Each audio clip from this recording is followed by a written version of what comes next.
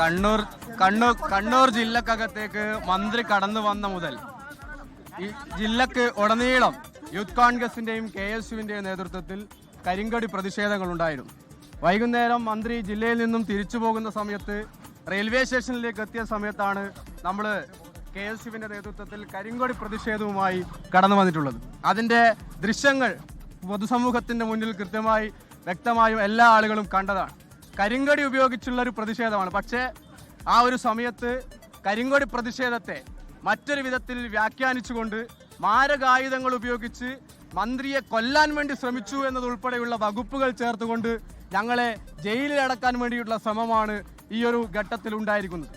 നമുക്കറിയാം, മുന്നേ ഷുക്കൂറിനെ കൊലപ്പെടുത്താൻ വേണ്ടി ശ്രമിച്ച സമയത്ത് P. ജയരാജനെ ഇതുപോലെ തന്നെ തടഞ്ഞു വെച്ചു എന്ന വ്യാജ പ്രചരണം അഴിച്ചുവിട്ടുകൊണ്ട് ജില്ലക്കകത്തും അതുപോലെ തന്നെ കേരളത്തിനകത്തും വലിയ അക്രമങ്ങൾക്ക് നേതൃത്വം കൊടുത്തിട്ടുള്ള CPIM എന്ന പാർട്ടി ഇന്ന് മന്ത്രിയെ കൊലപ്പെടുത്താൻ വേണ്ടി ശ്രമിച്ചു എന്നതിന്റെ പേരിൽ വ്യാജ ആരോപണം ഉന്നയിച്ച് കേരളത്തിനകത്തുള്ള കണ്ണൂർ ജില്ലക്കകത്തുള്ള കോൺഗ്രസിന്റെ പാർട്ടി ഓഫീസുകൾ, കോൺഗ്രസിന്റെ പ്രവർത്തകർ, കോൺഗ്രസിന്റെ പതാകകൾ, KSUവിനെ ഒക്കെ തന്നെ താറടിച്ചു കാണിക്കുവാൻ വേണ്ടിയിട്ടുള്ള വലിയ ശ്രമമാണ് നടന്നിട്ടുള്ളത്. നിങ്ങൾക്ക് ഇന്നത്തെ ഈ ജാമ്യത്തിന്റെ റിപ്പോർട്ടിനകത്തടക്കം വ്യക്തമാണ്. ഇവിടുത്തെ SI ഉൾപ്പെടെയുള്ള ആളുകൾ മാരകായുധങ്ങൾ ഉപയോഗിക്കാത്ത രീതിയിലാണ് ഇവർ കരിങ്കൊടി പ്രതിഷേധവുമായിട്ടാണ് കടന്നു വന്നത് എന്നുള്ളത് വളരെ വ്യക്തമായി പറയുന്ന സാഹചര്യം ഉണ്ടായി. നിങ്ങൾക്കറിയാം, ഈ റംസാൻ മാസക്കാലത്ത് മുബാസും അതുപോലെ തന്നെ യാസീൻ ഉൾപ്പെടെയുള്ള ആളുകൾ ഇവിടെ ഉണ്ട്. അവരൊക്കെ തന്നെ ജയിലിനടയിൽ നിന്നും പെരുന്നാളിന്റെ ആശങ്കകൾ പങ്കുവെച്ചുകൊണ്ട് മുന്നോട്ട് പോകുമ്പോഴും ഈ മന്ത്രി ഉൾപ്പെടെയുള്ള ആളുകൾ ഏത് നിലയിലാണ് മുന്നോട്ട് പോയിക്കൊണ്ടിരിക്കുന്നത് എന്നുള്ളത് അറിയാം. നമുക്കറിയാം, ഇതൊരു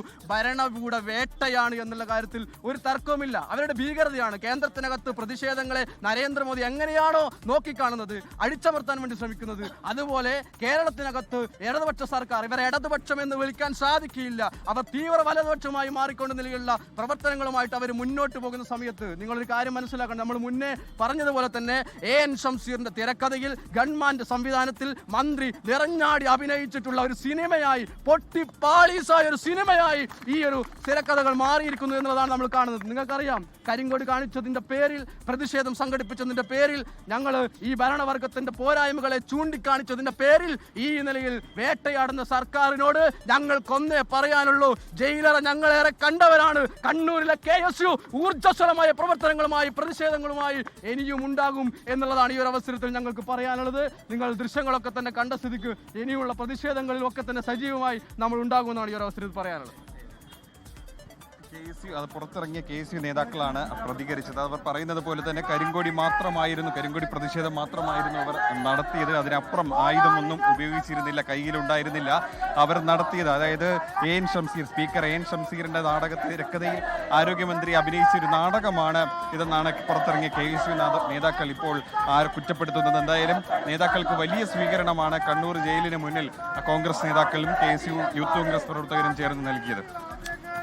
സജീഷ് ജയകുമാറാണ് വിശദാംശങ്ങൾ നൽകിയത്. ദൃശ്യങ്ങളിൽ കാണുന്നത് പോലെ ഇപ്പോഴും അവിടെ ജയിലിൽ മോചിതരായി പുറത്തെത്തിയ KSU പ്രവർത്തകരെ അവിടെ ഷാളണിയിച്ചും ഒക്കെ സ്വീകരിക്കുകയാണ് കൂടുതൽ കോൺഗ്രസ് നേതാക്കൾ. ജില്ലാ നേതൃത്വം അവരെ സ്വീകരിച്ച് ഇപ്പോൾ ഒരു ജാഥയായി ജയിലിന് പുറത്തേക്ക് ഇപ്പോൾ വരുന്ന ആ റോഡിലേക്ക് വരുന്ന കാഴ്ചയാണ് നമ്മൾ കാണുന്നത്. മാർട്ടിൻ ജോർജ് അടക്കമുള്ള DCC അധ്യക്ഷൻ അടക്കമുള്ളവരാണ് ഇതിന് അവിടെ നേതൃത്വം നൽകുന്നത്. ലോകത്തെവിടെയായാലും ഏത് സമയത്തും 24 വാർത്തകളും ഓഗ്മെന്റഡ് റിയാലിറ്റി പാക്കേജുകളും എക്സ്പ്ലെയിനറുകളും വിശദമായി കാണാൻ ഞങ്ങളുടെ YouTube ചാനൽ നിങ്ങൾക്ക് സബ്സ്ക്രൈബ് ചെയ്യാം.